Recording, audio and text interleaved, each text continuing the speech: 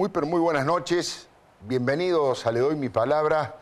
Se viven días calientes desde lo político, desde lo económico. El debate público se ha ido acelerando y la verdad que se pone interesante. Se pone interesante si uno se corre del autoritarismo, abre su cabeza, abre sus oídos y escucha las opiniones de los demás y empieza a tomar decisiones, a enriquecerse con el pensamiento del otro. Me parece que esa es parte de la democracia, el granito de arena que tratamos de aportar desde este programa es escuchar todas esas voces, toda esa diversidad que forma el arco iris de la democracia y de la república. Hoy les recomiendo varias cosas. Primero, la posibilidad de escuchar a invitados de lujo que tenemos. Está, yo diría, el hombre de la semana, quien ha sido la noticia más importante de la semana, que es el doctor Daniel Sapsay. Muy buenas noches, doctor. ¿Cómo le va? Alfredo, muy bien. Ha tenido en idea un discurso realmente muy fuerte, con 3 o 4 conceptos, entre ellos el que más carrera hizo, obviamente, preguntándose si la presidenta de la Nación tiene título de abogado o no, pero también tuvo definiciones de traidor hacia Héctor Timerman, el actual canciller, y algunos conceptos respecto de qué tipo de democracia, qué tipo de autoritarismo se vive en la Argentina. Enseguidita nomás vamos a hablar con Daniel Sapsay, que trae una pequeña sorpresa, un anticipo para los televidentes de Le Doy Mi Palabra. El senador Luis Juez. Buenas noches y gracias por estar aquí, senador nacional por Córdoba, con información política novedosa. Está impulsando que Mauricio Macri participe de la interna del Frente Amplio UNE, que haya algún tipo de acuerdo entre los sectores que no tributan al PJ, que no tributan al peronismo. Es muy interesante escuchar esta propuesta, a ver de qué se trata. Digo, desde el punto de vista ideológico hay toda una novedad ahí. Vamos a consultar bien cómo vienen las cosas. Va a estar el diputado Hermes Wiener también, el exgobernador de Santa Fe del socialismo, y vamos a conversar en un rato con él. Pero les cuento lo que traen los columnistas. El señor José Antonio Díaz viene a contarnos por qué Cristina derrumbó la economía. Esa es la palabra que utiliza. ¿Por qué Cristina derrumbó la economía? El señor Diego Leuco nos va a hablar, pese a la presencia de un constitucionalista de fuste como Sapsay, Diego va a hablar acerca de las trampas que se esconden detrás del Código Procesal Penal, detrás de la reforma del Código Procesal Penal que está impulsando el gobierno nacional. Y Carlos González Prieto con una cosa muy curiosa, ¿cómo vota el campo? Hay que estar atentos, ¿eh? No estamos hablando de una encuesta a todos los ciudadanos, una encuesta universal. Específicamente los productores agropecuarios, cómo votaron antes y cómo creen que van a votar en el 2015. Como ve, realmente interesante la propuesta, pero déjeme que, como siempre, le diga en dónde estoy parado desde el punto de vista editorial para arrancar con mucha honestidad intelectual entre nosotros. Le he puesto a la columna editorial como título que Néstor Kirchner no era un santo. Mire, quiero ser muy respetuoso con la figura del expresidente porque obviamente ha fallecido y no me puede contestar. Conozco y sé del dolor de la pérdida de la familia, de Cristina, de sus hijos, por la desaparición física de Néstor Kirchner hace 4 años y por lo tanto quiero ser muy prudente. No celebro ninguna muerte, creo que no hay ninguna muerte buena, creo profundamente en la paz, en el diálogo y en la mirada civilizada de las cosas. Pero también quiero desarrollar mi tarea y mi tarea es mirar críticamente las cosas que pasan y quiero ser responsable en eso también. Entonces, no soy de aquellos que creen que la muerte santifica a quien no ha sido un santo en vida. Entonces, me parece que vale la pena decir las cosas con respeto, ponerlas en su lugar, porque se ha escuchado cada cosa sobre Néstor Kirchner en los últimos días. Algunos que sobreactúan los elogios, colocándolo en lugar del prócer más importante de la Argentina, comparándolo con San Martín. Edgardo de Petri dijo, después de Perón, está más o menos a la misma altura Néstor Kirchner. Los chicos de la Cámpora cantan que Néstor no se murió, que vive en el corazón del pueblo. Entonces yo me pregunto y le invito a que reflexionemos. Porque varios han dicho que Néstor murió combatiendo por la patria, que entregó su vida por los pobres. Bueno, tratemos de poner la información en su lugar y cada uno que le ponga los adjetivos que quiera. Néstor Kirchner murió en una cama, básicamente por problemas de salud, por la actitud con la que tomaba su vida, por esa hiperquinesis y ese veneno permanente que tenía a la hora de discutir. No respetó consejos médicos, sufrió varias dificultades y murió una noche, pero no lo he visto en combate por la patria. Lo he visto con una actitud que no creo que tenga costados heroicos. Hay otros que han trabajado con el kirchnerismo hasta último momento, Néstor Kirchner, y dicen, quieren instalar eso de que Cristina es mala, pero Néstor era bueno. Es cierto que Néstor Kirchner tenía más audacia y habilidad para manejar los porotos de la política, con premios y castigos, con latigazo y chequera, y manejar intendentes y gobernadores. Es cierto que desde el punto de vista económico era un hombre pragmático que decía, vamos a cuidar los superávit gemelos, vamos a cuidar el peso, no jodamos con el dólar, porque jugar con el dólar en la Argentina es jugar con fuego. Tenía 4 o 5 conceptos, y acompañado por Lavagna en la primera parte, manejando con cuidado los índices inflacionarios. Es cierto que al lado del derrumbe que va a contar José Antonio Díaz de lo que es la economía ahora, Néstor Kirchner tuvo una mejor performance. Pero eso no lo convierte en un prócer. Eso no lo convierte en un estadista. Ahí hay un concepto fundacional del kirchnerismo, donde obviamente el jefe de todos ha sido Néstor Kirchner. Lo reconoce absolutamente todo el mundo. La matriz más corrupta del Estado que ha tenido esta democracia recuperada de 1983 tiene la firma, la autoría intelectual y material de Néstor Kirchner. En sociedad con Cristina, está bien. Todo lo que han hecho respecto a los derechos humanos, la profanación de los símbolos de los derechos humanos, como las madres de Plaza de Mayo, de hacer llover fortunas sobre ellos para utilizarlas como escudo para justificar un montón de hechos de corrupción y para justificar su cero, su nada, su absolutamente ninguna participación durante la dictadura como abogado, ni siquiera durante la democracia. Me fue intendente y mientras fue gobernador. Esas cosas, ese nivel de autoritarismo, esa intención hegemónica, es propiedad absoluta de Néstor Kirchner. Fue él el jefe de ese proceso. No es que antes Néstor era bueno y Cristina ahora es la mala. Cristina ha sido la continuadora de un matrimonio de poder y de dinero que ha exhibido una bulimia pocas veces vista en la Argentina. Entonces, por supuesto que ha hecho cosas positivas. Yo no niego ni la asignación universal, ni la ley de matrimonio igualitario. Y pese a aquella hipocresía de no haber hecho nada, en el tema de los derechos humanos también se llevó adelante políticas positivas. No niego eso. Simplemente digo que no corresponde bautizar Néstor Kirchner a todas las avenidas, a todas las represas, a todas las calles, a todas las escuelas. Paren un poco, muchachos, hay que respetar las proporciones. Néstor vive en el pueblo, dicen los chicos de la Cámpora. Soy sincero, por mi profesión, por suerte, por este maravilloso oficio, tengo la posibilidad de frecuentar varios de los barrios más humildes del conurbano bonaerense. Voy a hacer notas, a hablar con la gente, no vivo en un frasco. No he visto un solo dormitorio de un pobre donde tengan la foto de Néstor Kirchner como sí tenían.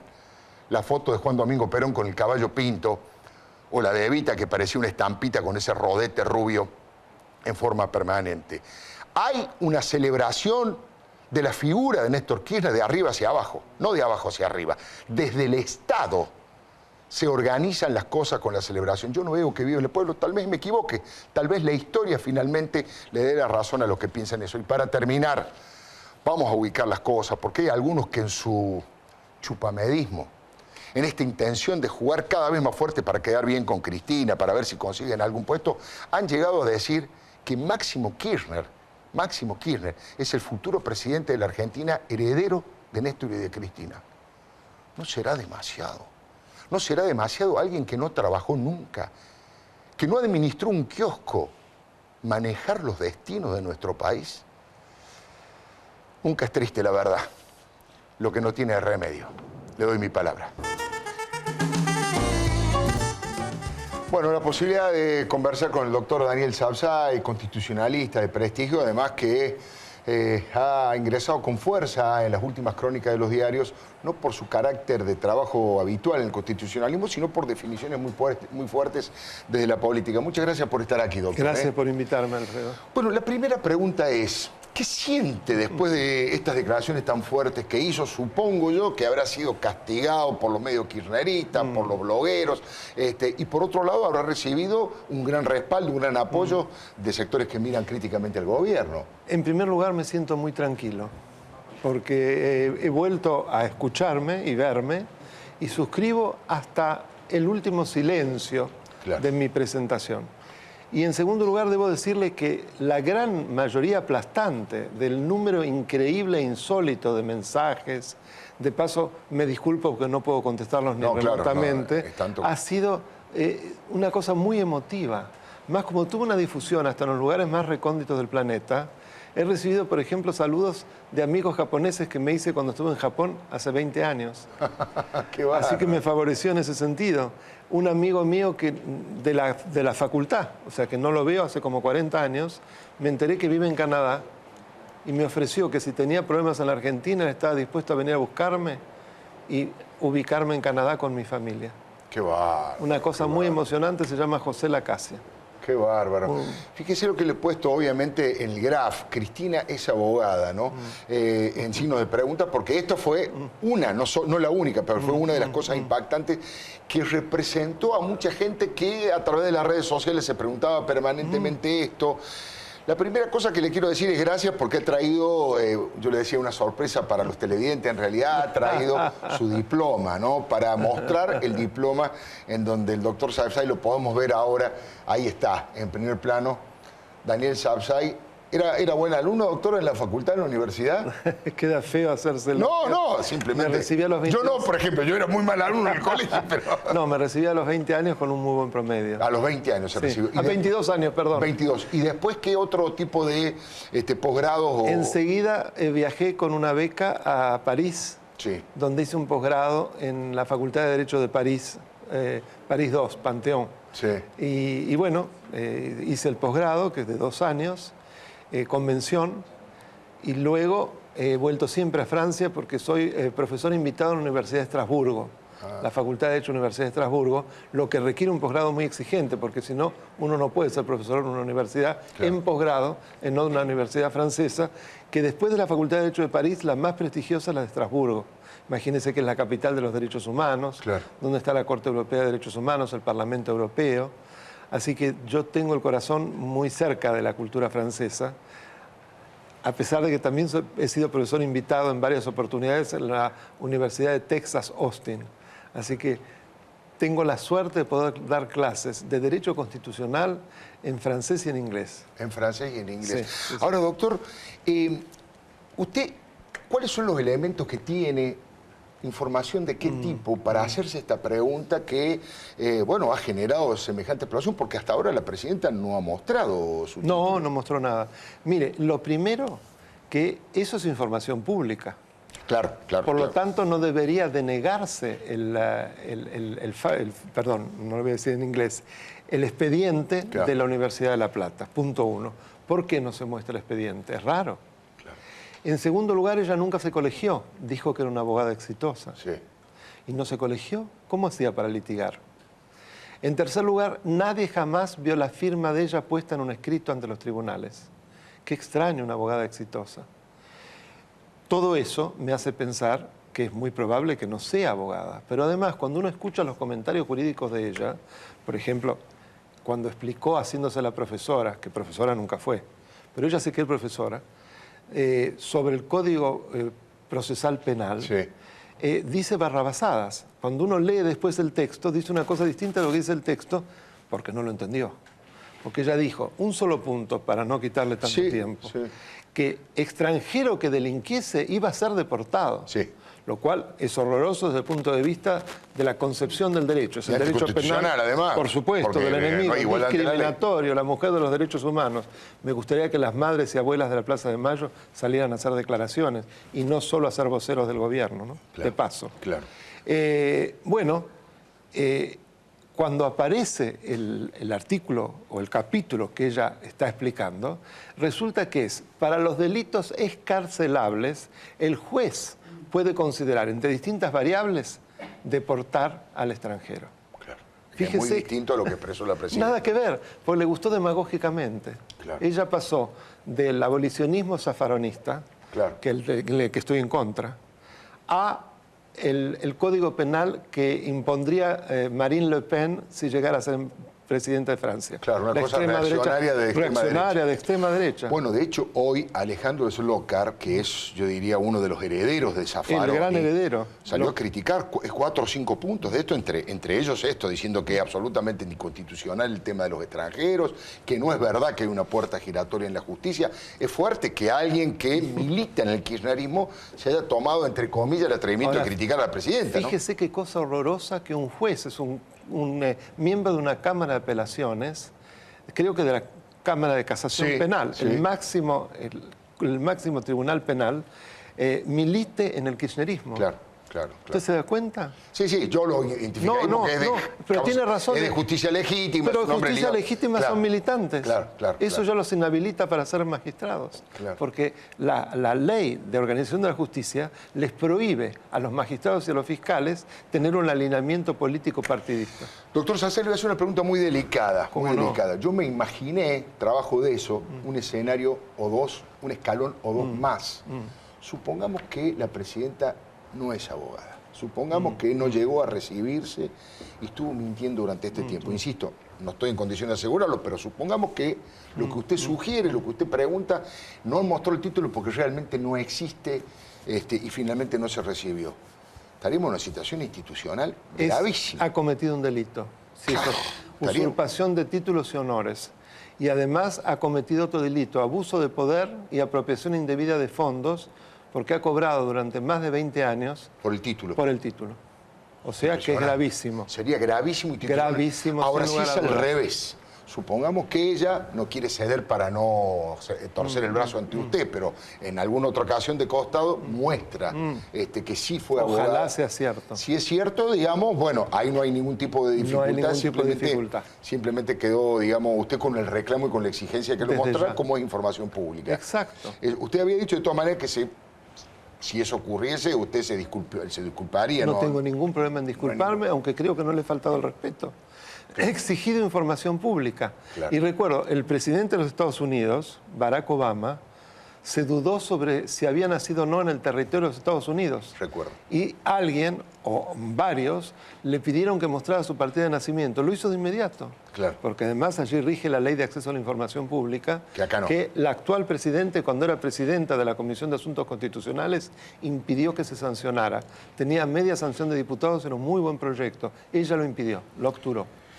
Doctor Sapsay, si viene ese amigo de Japón o el de Canadá y le pregunta, defíname ideológicamente a Cristina, no digamos en la cosa personal, sino qué tipo de gobierno está llevando adelante la presidenta de la Nación. Es un modelo populista, característico de los países latinoamericanos, basado en el hiperpresidencialismo caudillesco, en donde la suma del poder público prácticamente queda en manos de una sola persona. Ideológicamente es un híbrido, puede pasar del progresismo, recién lo vimos, a la extrema derecha sin ningún problema, y donde la matriz de corrupción es impresionante. Por eso se han dilapidado cientos de miles de millones de dólares de la manera más horrorosa, y somos el único país de la región que, a pesar del viento a favor, estamos peor que antes de que hubiera asumido los Kirchner. Por eso a mí me cuesta mucho ver algo positivo en esa gestión. Lo negativo es tan grande que lo positivo queda prácticamente absolutamente minimizado. Si sumamos corrupción, abuso de poder, restricción de la República, ¿qué puede equilibrar eso? Doctor Sapsay, obviamente le salieron al cruce, básicamente las dos que más me llamaron la atención fueron las del jefe de gabinete. Un chirolita. Un chirolita, dice para usted, mí que totalmente. Es capitán. Sí. Claro, dijo que usted tiene que mostrar el encefalograma. Claro. No trajo el encefalograma, pero trajo el título. Pero, y la otra, bueno, Aníbal Fernández, que es un poco el contestador chirolita, que dijo gorila y ganso, básicamente. Pobres animalitos. No, y que ofendo al pueblo peronista. ¿Y sabe lo que le digo? Yo no soy peronista, pero estoy convencido que al verdadero pueblo peronista ellos lo ofenden por gobernar así. ¿Y por qué le dice chirolita a Capitani? Porque usted cree que habla por Cristina y no tiene pensamiento propio. Totalmente, no tiene pensamiento propio, si no, no diría tantas barrabasadas. Es más, es la señal clara del hiperpresidencialismo. Claro. El jefe de gabinete de ministros fue una incorporación de la reforma del 94 para atenuar el presidencialismo. Para lo contrario, Eso claro. es precisamente lo que trataba de reequilibrar con la reelección que quería Menem, el expresidente Alfonsín. Mire qué atenuación del presidencialismo. Es un vocero grotesco de lo que la presidenta quiera que diga. Doctor Sabzai, ha sido especialmente duro. Yo también lo he sido. Me tocó hablar en el 20 aniversario del atentado a la AMIA, y yo también fui muy duro con el actual canciller Héctor Timerman. Usted lo acusó de traidor, ¿no? Sí. De traidor. Tampoco está arrepentido de eso, de digamos, ninguna manera. Es una convicción política que Totalmente. Tiene. No, y en mi condición de judío. Claro. A mí me ofende. Creo que no solo a los judíos. Fíjese que cuando yo hablé en IDEA, era impresionante el momento que más se emocionó el auditorio, fue cuando yo comenté esta parte sobre el canciller. Claro. Y la gran mayoría de los que había no eran judíos. Pero los emocionó porque realmente fue como una reivindicación desde un espíritu democrático. ¿Cómo puede ser que un canciller de la democracia, pero además judío, se sienta a negociar con un señor, Ahmadinejad, que negaba el holocausto y que decía que el Estado de Israel había que borrarlo de la faz de la tierra y perseguir a todos los judíos hasta matarlos? Eso está escrito, está documentado.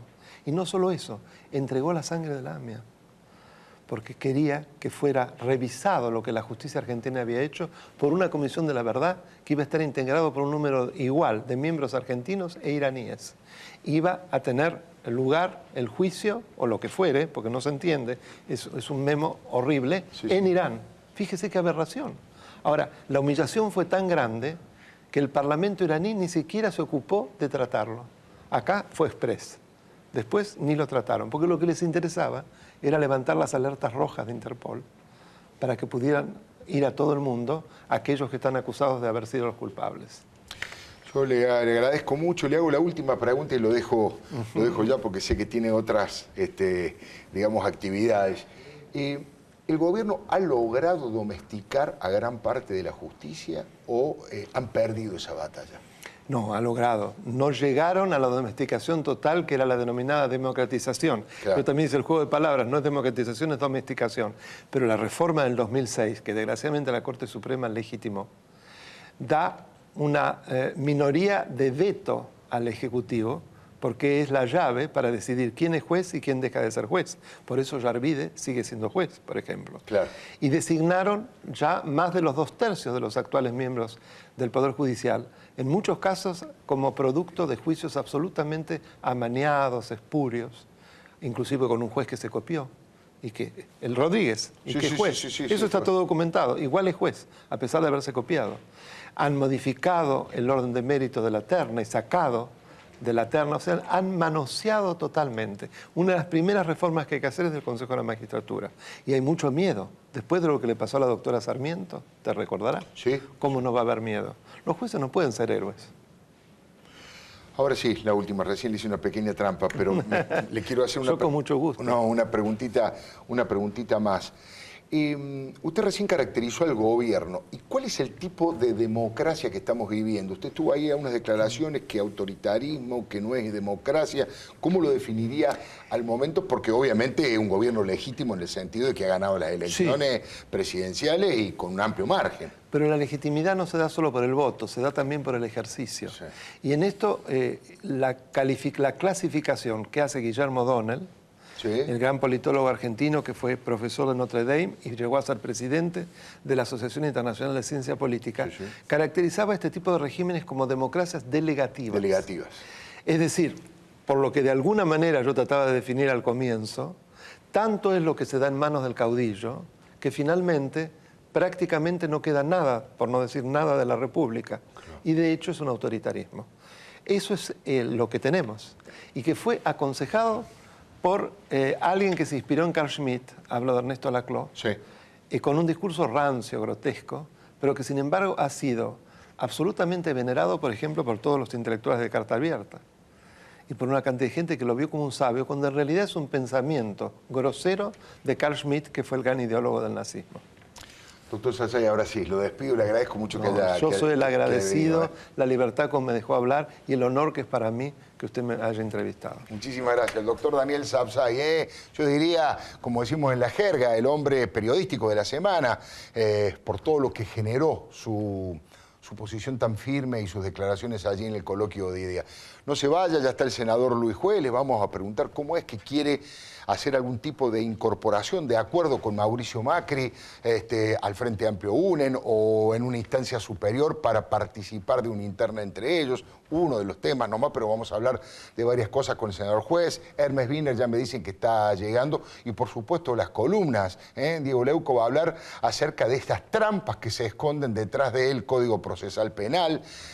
José Antonio Díaz respecto del derrumbe económico generado por Cristina Fernández de Kirchner, y Carlos González Prieto nos va a explicar cómo votaría el campo hoy según las encuestas. Ya venimos, le doy mi palabra.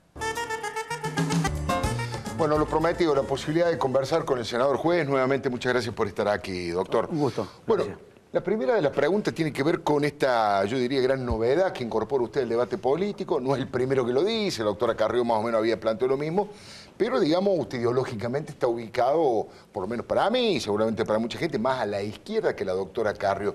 ¿Cómo, digamos, argumenta esa incorporación de alguien que desde el punto de vista de la familia ideológica no está cercana al Frente Amplio UNEN? A ver, esta licencia me la puedo tomar porque usted es un tipo que no vive en un frasco. La verdad y con la mano en el corazón, ¿los problemas de los argentinos son problemas ideológicos? No, en eso coincido. O sea, cuando te roban, te matan un chico, te asaltan por un par de zapatillas, te violan a una hija, cuando te mandan la carta de documento a los 40 años y perdés el laburo y te sentís un paria, ¿es un problema ideológico? O sea, cuando los funcionarios se enriquecen, cuando los tipos no pueden justificar el patrimonio, cuando los tipos se hicieron infinitamente ricos, cuando el capitalismo de amigos es exactamente lo mismo que la década del 90 con otros nombres, ¿es un problema ideológico? Sí, yo no voy a renunciar a mi ideología, Alfredo, lo digo con todo respeto, yo soy un tipo de centro-izquierda, con profundas convicciones. Ahora, con este berretín de la discusión ideológica, uno termina mirando la interna del PJ bonaerense entre Scioli y Massa, tipos que de ideología no tienen ninguna, no, a los que la sociedad y la comunicación argentina les permite cualquier licencia, acumulan, juntan, se roban la escena y pareciera que la interna del PJ bonaerense, el que gane esa interna, es el próximo presidente. Y el resto, gente honorable, increíblemente honorable, porque ¿qué podemos decir de Pino, de Hermes, que va a venir ahora? Mi amigo, yo lo quiero enormemente, Hermes Wiener. ¿Qué podemos decir de Sanz? ¿Qué podemos decir de Carrió? ¿Qué podemos decir? Tipos honorables. Empezamos con plurito ideológico. Yo digo, en UNEN, ¿no podemos generar la posibilidad de sumar al PRO de Macri y generar una propuesta para que en la elección paso la gente pueda elegir entre dos fórmulas, una de centro izquierda y otra de centro derecha, pero con un programa mínimo de gobierno y convertir en una alternativa para disputarle con chance cierta, disputarle a la continuidad, porque o es Scioli o es Massa y la continuidad de este modelo. Massa tiene el 80% de los tipos que lo acompañan han sido funcionarios de este gobierno. Scioli ni hablemos, ha hecho un culto del silencio para evitar que el kirchnerismo lo castigue, para ver si tiene el premio mayor y el kirchnerismo lo acompaña. O sea, las dos opciones que aparentemente hoy la comunicación argentina surgen como con mayor chance de gobernar Argentina son dos caras de una misma moneda, dos opciones de quienes no gobiernan. Lo otro, hay que construirlo. Por supuesto que es un desafío, por supuesto que hemos tenido 50.000 millones de dificultades, por supuesto que plantear esto genera un montón de escozor, pero yo estoy dispuesto a dar este debate, a discutirlo, a plantearlo. De hecho, les digo, Alfredo, usted conoce mi provincia como la palma de su mano.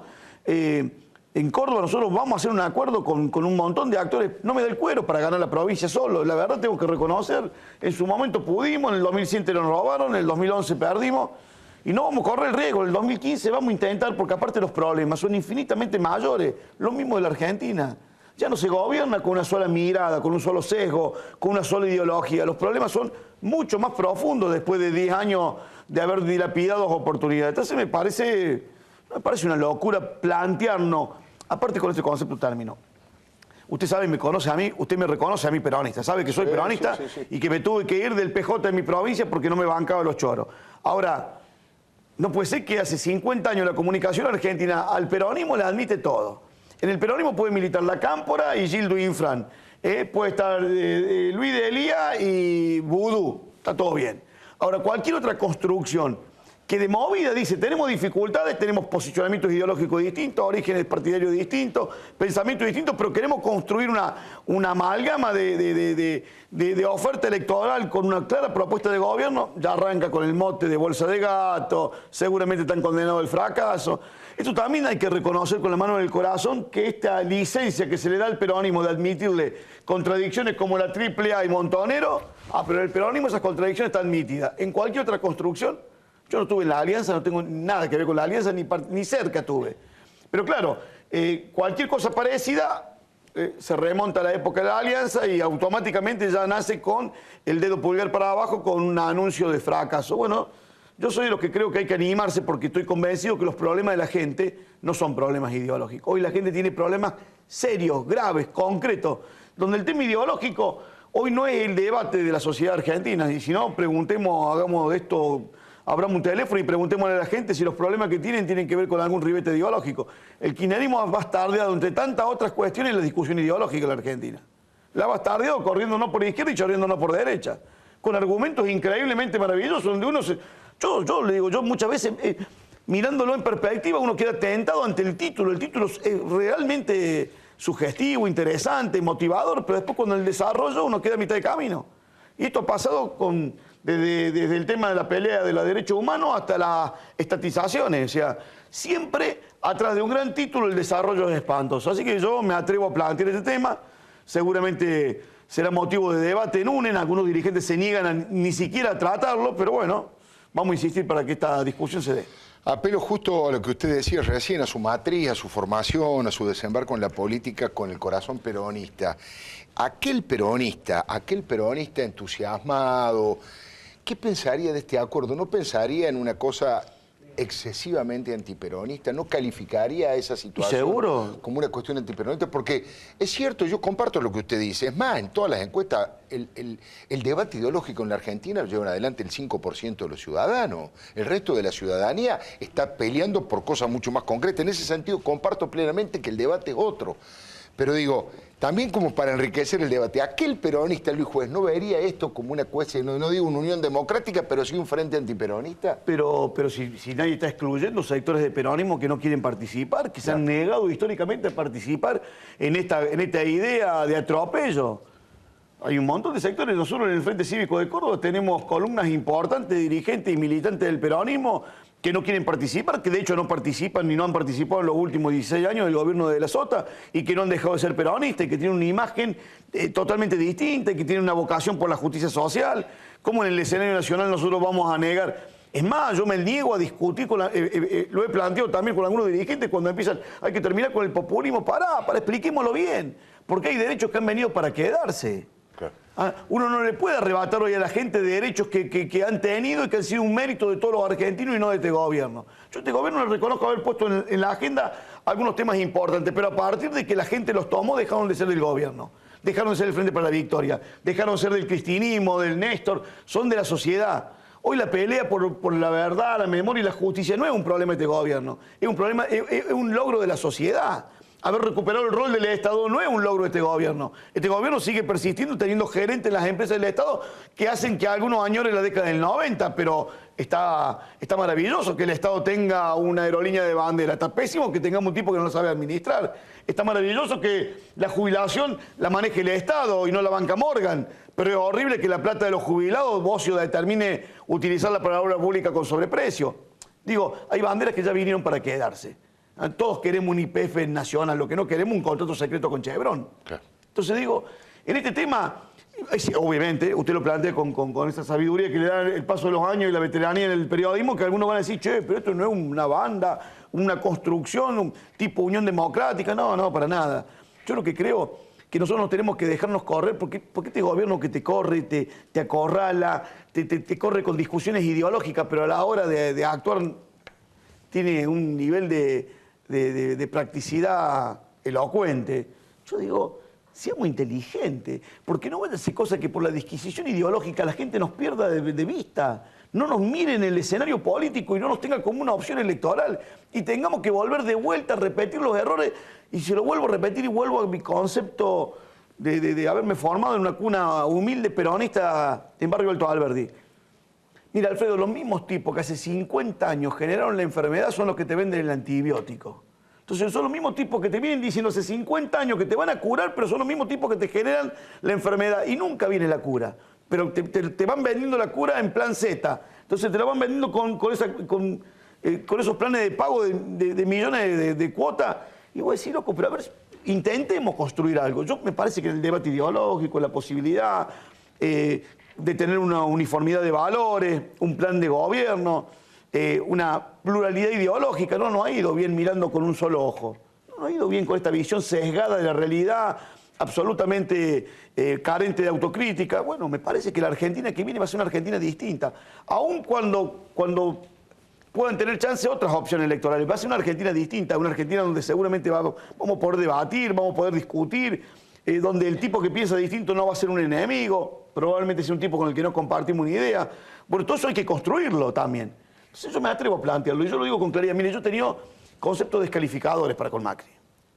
Y yo no tengo problema de pedir disculpas. Yo hace 5 años atrás, cuando venía a Buenos Aires como senador de la Nación, veía una ciudad que no es la que veo hoy. Entonces, se lo he dicho a Macri en la cara. Claro. Se lo he dicho, loco, yo hace 5 años atrás veía un caos. Y hoy tengo que reconocerte que vos hiciste lo que yo añoraba como intendente de Córdoba. Vos hiciste el entubamiento del Arroyo Maldonado, una obra que... Y tuviste la valentía de decir, mira, la verdad que la idea no era mía, era de otros. Lo que pasa es que yo le destiné los recursos y el tiempo y la obra la ejecuté. Yo pensé que vos eras un gorila, que los sectores humildes no le da pelota, y sin embargo he visto que tenés un desarrollo territorial y en los barrios más humildes tenés trabajo político, con cero clientelismo partidario. Te he visto meterte en lugares donde... He visto que le ha dado bola al tema de la educación. Y presencia del Estado, además. Entonces, ¿qué tengo que hacer? ¿Persistir con la guardia levantada y seguir descalificando? Decir, che, la verdad que esto es para mirarlo. Y se lo he dicho. Ahora, también me parece que el desafío y la discusión es muy interesante y apasionante desde el punto de vista teórico porque, digamos, usted también tiene que tener presente, me parece que para gente como dirigentes absolutamente respetables, como Humberto Tumini, como el propio Pino Por Solá, supuesto. les cruje Sí. toda su estructura y pensamiento Pero histórico. hay que disputar el poder, Alfredo. Claro. Yo hoy le decía a Pino es mi amigo, yo a Pino lo quiero, pero... Y con el Pelado somos, aparte de ser cordobeses, lo quiero enormemente, pero hay que disputar el poder. Alfredo, yo tengo la posibilidad de ser senador de vuelta y pasar la bomba 6 años más acá. Claro. Pero mis hijos ya son adolescentes. Entonces yo no puedo decir que el poder solamente sea un atributo para que lo discutan algunos sectores del PJ. Y el resto somos eternos opositores, a donde le encontramos siempre el pelo al huevo y siempre estamos en la vereda del frente tirando piedra. Porque el poder solamente lo puede disfrutar, lo puede disputar y lo puede administrar el PJ. Entonces esto es una mentira. Entonces yo la verdad quiero ser gobernador de Córdoba. Me quiero cargar el quilombo de los cordobeses al hombro. No quiero ser un tipo que la pase con la comodidad de ser un histórico opositor. Digo, entonces esto presupone también una serie de compromisos y presupone también ceder, cosa que en la política no es fácil. Claro. Ceder, yo no te puedo imponer el 100% de mi idea, capaz que la verdad es la mitad lo mío, la mitad lo que vos planteás, discutir, debatir, animarnos a disentir. Bueno, hemos perdido esa capacidad de disenso en la Argentina. Entre las tantas cosas que debemos achacarle al kirchnerismo es que no ha arrebatado esta capacidad de disentir. Pareciera que todos tenemos que ser uniformes, aún en la uniformidad del grito, en la uniformidad del autoritarismo, en la uniformidad del temor, del miedo. Entonces nadie se anima a discutir. Yo con Macri le dije, si yo soy gobernador de Córdoba, es más, le dije, yo no necesito que vos me levantes la mano ni que digas yo soy tu candidato. Le dije, a cambio de nada. Simplemente te quiero decir, si vos vas a ser candidato, si vas a ser presidente de la Argentina, mi provincia tiene dificultades en serio para poder financiar la obra pública, para poder resolver el sistema previsional. Yo quiero saber si voy a tener un compromiso tuyo para mirar el sector agropecuario con otra mirada, no solamente una mirada que al gringo vamos y le metemos la mano en el bolsillo para sacar el tema de las retenciones, con una mirada mucho más integral, con más apuesta al valor agregado. Bueno, no lo he encontrado en otras ofertas electorales. Entonces digo, me parece que eso hay que construirlo. Yo digo, esto lo traemos a este espacio, que en diciembre nosotros generamos y movimos el tablero político, armamos UNEN, todo el mundo nos criticaba. Bueno, pasaron 7, 8 meses, no hemos logrado todavía desmarcarnos. La gente medio como que nos hemos desdibujado, producto de un montón de cosas. Digo, bueno, generemos este debate. Yo estoy dispuesto a darlo, seguramente esto va a enojar y molestar a un montón de dirigentes.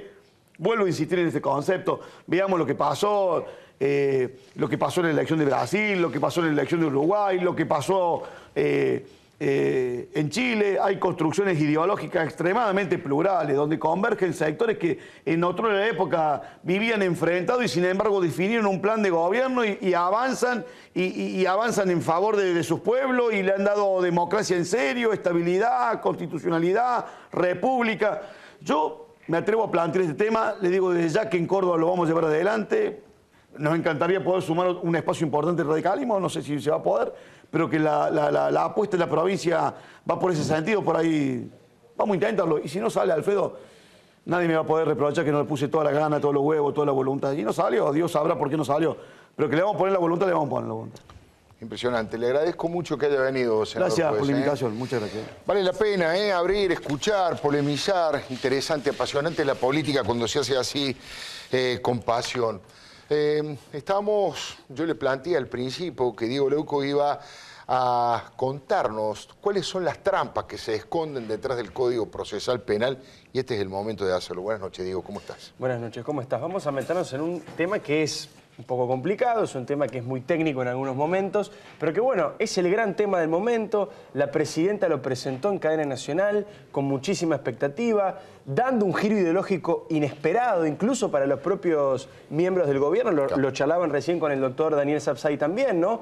Pasamos de un código penal muy apoyado por este estilo extremadamente garantista, comandado ideológicamente por el juez Zaffaroni o Alejandro Slócar, por ejemplo, a un código de procedimiento penal que tiene relación, porque el código de procedimiento es el que explica cómo se aplica el otro código. Claro. Es el manual de instrucciones del código penal. Exactamente. Entonces, un código penal garantista y un código de procedimiento penal con algunos puntos bastante reaccionarios y de derecha. Dicho esto, no por nosotros que integramos la cadena del miedo y el desánimo, sino por el propio Horacio Berbisky, por ejemplo, en su columna de Página 12 el día domingo, que fue muy dura con la presidenta Cristina Kirchner y comparó este código de procedimiento con el código de procedimiento de Jorge Rafael Videla. Sí. Así de duro fue Horacio Berbisky. Vamos a ver por qué. Vamos a ver los puntos más complejos del Código Procesal Penal que propone Cristina, tenemos las placas para eso, y al final la gran trampa de la cual no se está hablando demasiado, pero me parece que es lo más importante hasta ahora y queremos hacer hincapié en eso. Lo de los extranjeros, lo conversaban recién con Daniel Sapsay, es el artículo 35, aquí está completo, sería muy largo de leerlo en televisión, para el que tenga ganas de leerlo, obviamente puede acceder, está en internet, es el artículo 35. Se trata de suspensión a juicio a prueba. Aquí Cristina dijo que cualquier extranjero podía ser expulsado del país, extrañado en los términos legales, sí, cuando cometiera un delito. Bueno, esto es falso. Sí. Tuvo que salir el propio secretario de Justicia, Julián Álvarez, de manera bastante errática, a explicarlo en 678, porque la verdad no se había entendido lo que había dicho la presidenta y además no se entiende tampoco demasiado el texto. Vamos a explicarlo como lo explicó el secretario de Justicia. Confiemos en Julián Álvarez para que a la gente le quede claro. Dice este código de procedimiento que quiere llevar el gobierno adelante y que lo va a aprobar, como ha aprobado hasta ahora las últimas leyes, que el extranjero, en condición irregular, que su situación aquí en Argentina es irregular, un dato que Cristina no mencionó, claro, que comete un delito y sea atrapado infraganti, es decir, cuando el delito esté en estado de flagrancia, puede, y según la interpretación de Julián Álvarez, que es profesor de Filosofía del Derecho, puede, si el imputado lo desea, ser expulsado del país sin ningún tipo de juzgamiento. Sí. Peligroso porque un sicario colombiano, por ejemplo, si se agarra de infraganti, puede ser expulsado del país sin ser juzgado en la República. Si él lo decide, además. Si él lo decide. Esto tiene que ver con criterios de arraigo que puede o no puede tener el imputado. El imputado puede preferir ser juzgado acá si es que tiene familiares o domicilio establecido en la República Argentina. Segunda cuestión a tener en cuenta que Cristina tampoco dijo, esto también rige para los delitos que tienen pena máxima menor a 3 años. O sea, para los delitos menores también se puede aplicar este tema. Ahora, hay cosas que son bastante curiosas en la aplicación de esto y que es una cosa que marca desde la izquierda Horacio Berbisky y, por ejemplo, Daniel Sapsay, que es un constitucionalista que no tiene ninguna relación positiva con el gobierno. Por ejemplo, ¿quién decide la flagrancia? Claro. ¿La policía? Claro. Entonces la policía finalmente va a terminar decidiendo qué extranjero puede ser expulsado y qué extranjero no. Porque obviamente el único testimonio que vale es el testimonio policial. Y si un extranjero asesina a alguien enfrente de un policía, entra en este artículo 35. Si el policía lo agarra en ese momento. Ahora, si el tipo asesina a alguien, corre 2 cuadras y el policía lo agarra a 2 cuadras, ya no es más flagrancia. Sí. Si utilizamos el caso del fiscal Estornelli el día de ayer, Claro. dicen que detuvieron a 7, pero a 8 no. ¿Esos 7 pueden ser expulsados y los otros 8 no? Claro. No está claro este artículo, habrá que discutirlo. Sería ideal discutirlo, probablemente no ocurra, pero bueno, además hubo un error importante de Cristina al comunicarlo. El segundo artículo, que también genera dudas, tiene que ver con el tema de la conmoción social. Y acá ocurre lo mismo que ha ocurrido con otras cuestiones fundamentales que ha implementado el kirchnerismo cuando se trata de leyes. La cuestión de la discrecionalidad absoluta. Claro. Coloca como criterio a la hora de conceder o no conceder la excarcelación la conmoción social. Rápidamente Berbisky puso el grito en el cielo también. Dijo que Infobae, que Canal 13, que TN, que C5N pueden generar las condiciones para que un juez sienta que lo que está ocurriendo genera conmoción social y por lo tanto mantener preso a una persona. Una vez más Cristina se equivocó al decirlo, porque en realidad no significa que la conmoción social sea condición sine qua non para que quede preso. Cristina se refirió en este momento a la puerta giratoria, dijo que todos los que cometieran delitos graves iban a estar detenidos del primer día, cosa que también es falsa, que no aparece en el Código Procesal Penal. Claro. Es una expresión de deseo. Y que además nada tiene que ver con el discurso que supuestamente defiende gran parte de este gobierno. Así que, por lo tanto, la cuestión de la conmoción social le da una herramienta también, como dice Sapsay, una metáfora que me gusta, un cheque en blanco para encarcelar a los jueces. Otra cuestión peligrosa. Pero la gran trampa de este Código de Procedimiento que está enviando el oficialismo es el artículo 34 del anexo 2. Y de esto no se ha hablado lo suficiente. Y este sí vamos a leerlo, permitidme un minutito más. Dice, facultase a la Procuradora General de la Nación y al Defensor General de la Nación a disponer lo concerniente a la forma en que se hará la asignación de nuevas causas a las fiscalías y defensorías creadas en esta ley, y atención, como así también la distribución de las existentes. Tremendo. Esto es tremendo. Esto significa... Que Alejandra Gil Carbó... Exactamente, que la Procuradora General de la Nación, de desempeño muy complicado hasta ahora por lo que ha mostrado, creando cargos ad hoc para colocar amigos, persiguiendo a fiscales como el fiscal José María Campagnoli, va a ser, a partir de la sanción de este Código de Procedimiento, desmintiendo a Berbisky, este punto no lo leyó Horacio Berbisky en su columna del domingo, dice que ella, Alejandra Gil Carbó, solamente con la lapicera va a poder decidir a qué fiscal de las nuevas 17 fiscalías que se van a crear le cae la causa. Claro. Y las causas que ya existen también se las puede dar a alguno de los 17 fiscales nuevos. Dice el gobierno, hoy lo decía Miguel Pichetto en un cruce que tuvo con el doctor Nelson Castro también, bueno, que hay un proceso de selección, que no es que se van a poner fiscales a dedo. El último proceso de selección de fiscales que se hizo, los primeros 7 pertenecían a Justicia Legítima, claro, la organización que tiene como referente principal a Gils Carbó. ¿Quién fue la jurado de ese concurso? Gils Carbó.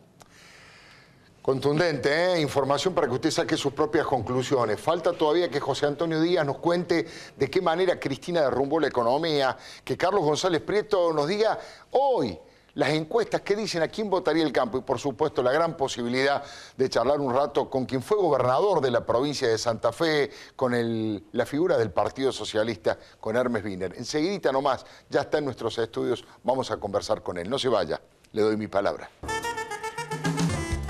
Bueno, José Antonio Díaz, usted siempre trae pálidas acá para el propio gobierno. Se ve que Cristina no quiere por su culpa. No, va a hablar del derrumbe de la economía. Que los indicadores son... En realidad el gobierno ha tratado en las últimas semanas de hacer como un balance de gestión para compensar algunos éxitos de la primera parte de Néstor Kirchner con los desastres que hicieron en los últimos años. Y la verdad es que Cristina cambió el rumbo de la economía, cambió el modelo e impuso el ajuste. Hace 3 años, Alfredo, se creaba el cepo cambiario. Sí, hoy famoso. Se cumplen 3 años. ¿Para qué era el cepo cambiario? Justamente para que no se vayan los dólares del central. Había una fuga espectacular en octubre del 2011 y eso era tan importante como haber ganado las elecciones para Cristina Fernández. Bueno, hagamos un balance ahora sí, objetivo, con las cifras que no tienen posibilidades de ser adulteradas. Desde octubre del 2011, el peso se devaluó un 50% nominal. Es decir, estamos devaluados desde hace 3 años. Porque la presidenta dice, no vamos a devaluar, van a tener... No, ya estamos devaluados en octubre del 2011 y hubo una nueva devaluación en enero de este año. 50% nominal, según el tipo de cambio oficial. Sí. En ese momento el dólar salía 4,28 pesos. Tremendo. Con eso, hoy, con esos 4,28 por dólar, ahora se pueden comprar 50 centavos de dólar. Ya. Ahí se establece claramente la relación entre inflación, pérdida de reservas y la mala onda que tiene la gente, que ya no puede ni consumir. Además, si les quería agregar, mirarlo de otro lado, la brecha entre el dólar oficial y el blue era del 5% hace 3 años y ahora es del 70%. Estamos en el 70%, sí, y depende de los días. Depende de los días. Llegamos a estar arriba de 80. El billete, el peso, que en el 2007 asume Cristina Fernández de Kirchner su primer mandato. El billete que en el 2007 valía 100 pesos, se redujo ahora a 22,93 pesos. Es decir, no vale ni un cuarto de lo que valía en ese momento. La desvalorización llegó a casi el 70%.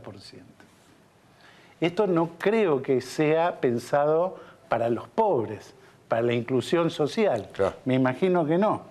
El dólar oficial, si le seguimos el tranco, hace 3 años subió 100%, de 4,28 claro. a 8,55.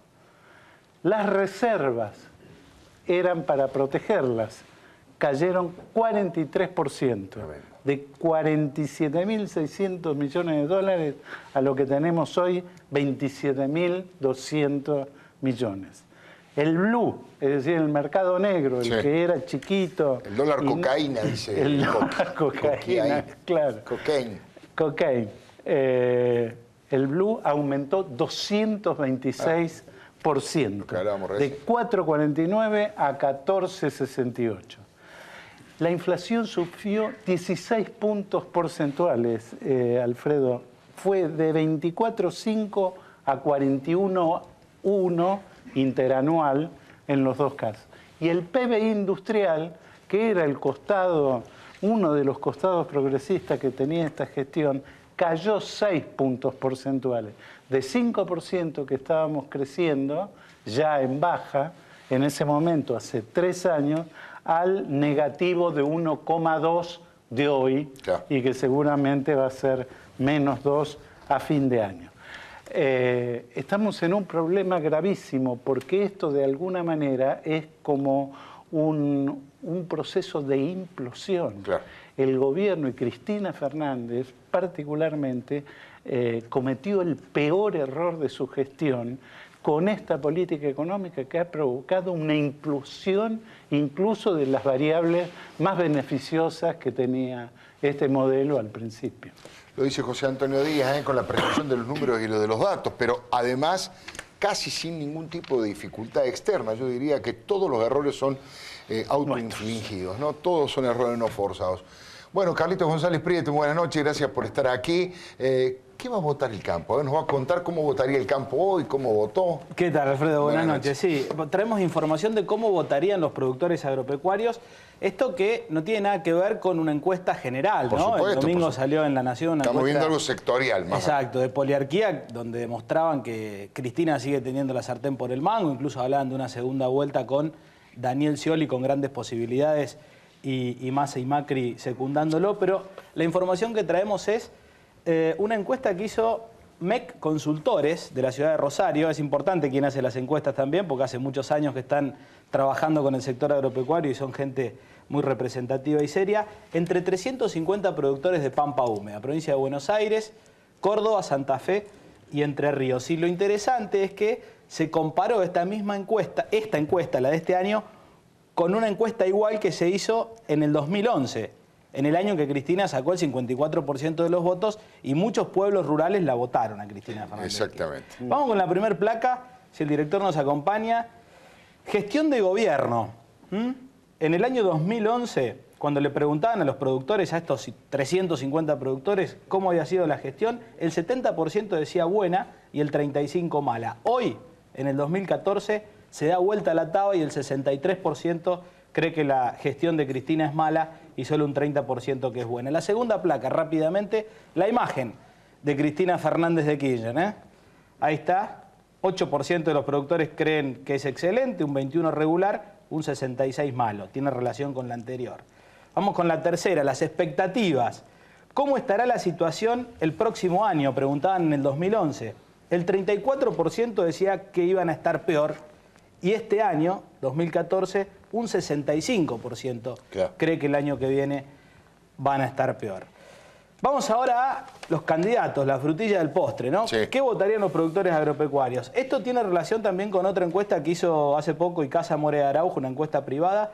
Le da por lejos a Mauricio Macri. Repetimos, esto es una encuesta para productores agropecuarios. 41%, lo sigue Wiener, que está aquí con el 8%, Massa con el 5,8%, claro, era jefe de gabinete en la 125, claro. Exactamente. Y bastante atrás Scioli, con un 2,4%. Vale decir, no está la placa, Alfredo, que si se lo mide en provincia de Buenos Aires a Scioli, le da bastante mejor, supera el 5%. Pero esto es toda la zona núcleo. Esto es toda zona núcleo. Quizá por la gestión de Topo Rodríguez le da mejor entre los productores en provincia de Buenos Aires. Conclusiones, Alfredo.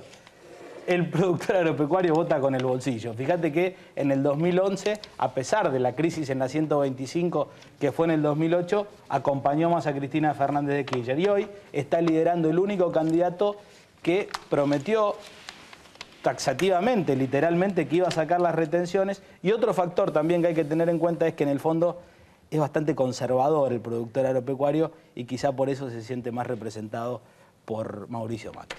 Lo dice Carlos González Prieto, no se vaya, está ya con nosotros Hermes Wiener. Vamos a conversar de este y de varios temas. También de lo que acaba de plantear hace un ratito Luis Juez aquí entre nosotros respecto de lo de Mauricio Macri. Ya venimos, le doy mi palabra.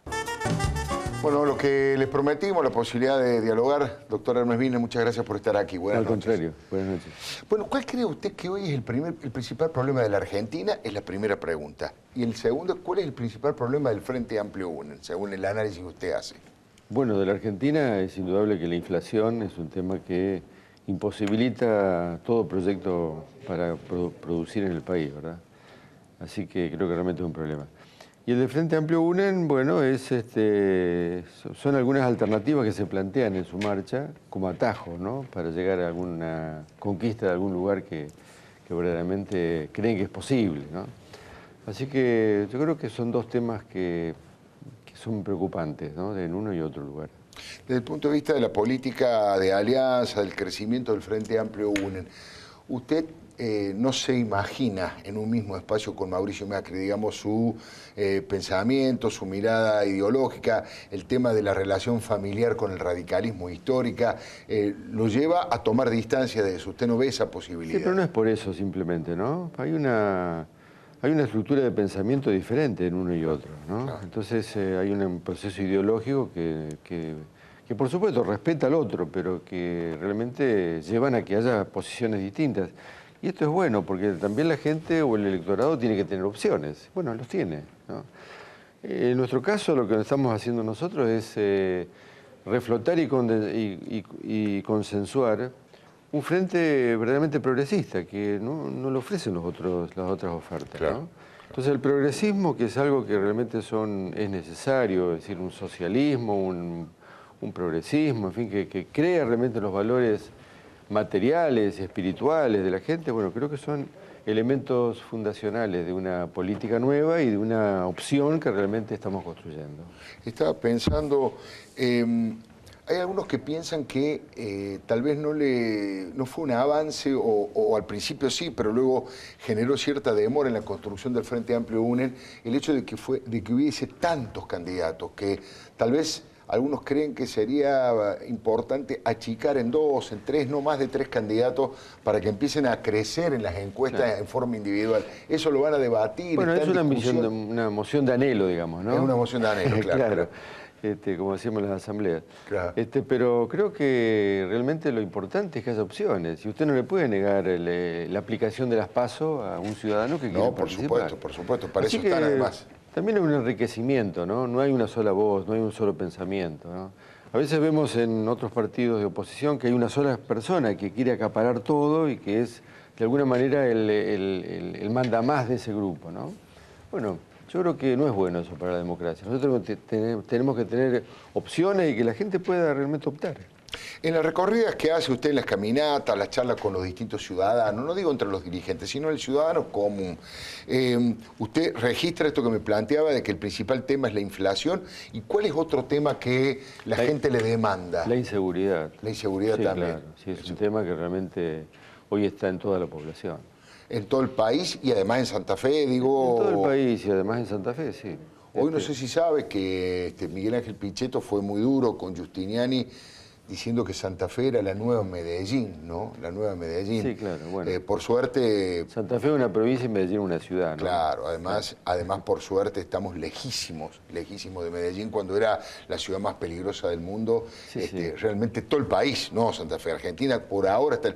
Es cierto que hay luces de alerta, que hay que estar con la guardia alta, pero... Bueno, en Medellín se ha reprimido el narcotráfico, el delito complejo, claro. ¿no? Hoy sí han recuperado una situación. Y han recuperado, porque corriendo, ¿no? Pero las bandas criminales se desplazan libremente de un país a otro.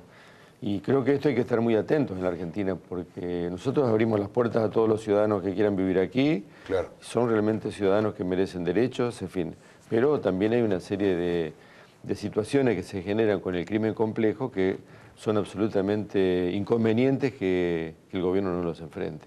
Es decir, que usted piensa que hay que ser mucho más cuidadoso a la hora de permitir el ingreso de determinada gente, revisando un poco cuáles son sus condiciones. De hecho, hoy de los colombianos que fueron detenidos por el tema de Stornelli, hay 4 que ni siquiera habían registrado su ingreso a la Argentina por ningún lado, no tienen ningún tipo de documentación, ¿no? Bueno, y eso que no hablamos de la valija de Antonini Wilson. De la valija de Antonini Wilson, claro. El gobierno en ese sentido ha sido muy laxo en todas estas Claro, cosas, por ¿no? supuesto. Doctor, ¿de qué manera usted imagina que se pueden dar las elecciones? Digamos, ¿qué es lo que se va a discutir ideológicamente? ¿Cuál es la contradicción fundamental, como decíamos en otra época, que se va a plantear? Algunos hablan de, el gobierno dice corporaciones o democracia, hay otros que dicen no, democracia o autoritarismo, o cambio y continuidad. ¿Qué va a discutir la sociedad en el 2015? La lucha por un país normal. La gente quiere que las instituciones funcionen. Quieren que los atiendan correctamente, quieren tener la posibilidad de trabajar, quieren tener la posibilidad de mandar a sus hijos a la escuela y que no tengan los riesgos que hoy tienen. En fin, un país donde funcione la Constitución, donde funcione la ley y donde realmente lo republicano sea también ayudado con la cuestión social, ¿no? Porque creo que esto es lo que define la necesidad argentina hoy. ¿Cómo está el Frente Amplio en la provincia de Santa Fe? Hoy me sorprendí leyendo declaraciones de Carlos Alberto Reutemann, que estaba absolutamente callado, diciendo que el kirchnerismo lo condenó a la Siberia.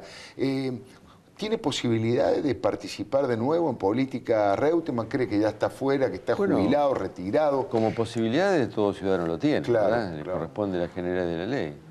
Ahora, como opción, digamos, después de 8 años de su gobierno, creo que realmente tenemos pruebas concretas de qué es lo que prioriza, ¿no? una persona como Reutemann. Claro. La pregunta básicamente tiene que ver con ¿de qué manera cree que el Frente Amplio UNEN puede transmitir a la sociedad algún tipo de límite, de trazar una raya respecto del tema de la corrupción? Hay una demanda, yo creo que uno de los... digamos, de las ventajas comparativas, de los capitales simbólicos que tiene el Frente Amplio UNEN es que la mayoría de sus dirigentes, usted, Julio Cobos, Ernesto Sanz, la doctora Carrió, Pino Solanas, si hay un denominador común es la fama, la honestidad, la honradez, nadie cuestiona. Y eso que el que no gobierna, no hay problema, pero ustedes han gobernado, en el caso suyo Santa Fe, como Julio Cobos Mendoza. Bueno, ¿de qué manera se puede transmitir una sensación de que se termina la corrupción o por lo menos empieza a combatirse en serio, ¿no? Bueno, esto es lo que estamos haciendo en Santa Fe, ¿verdad? Con lo cual creo que realmente hay un ejemplo o un espejo donde mirar. Particularmente hemos presentado dos conferencias alrededor de los temas vinculados a la economía y a la transparencia, ¿no? Sí. El tema de la economía se presentó el plan económico que quiere llevar o que lleva adelante el Frente Amplio UNEN, con numerosos economistas que dieron participación a las ideas y a las propuestas para llevar adelante. Y en el tema de transparencia, que es el otro tema, también, ¿no?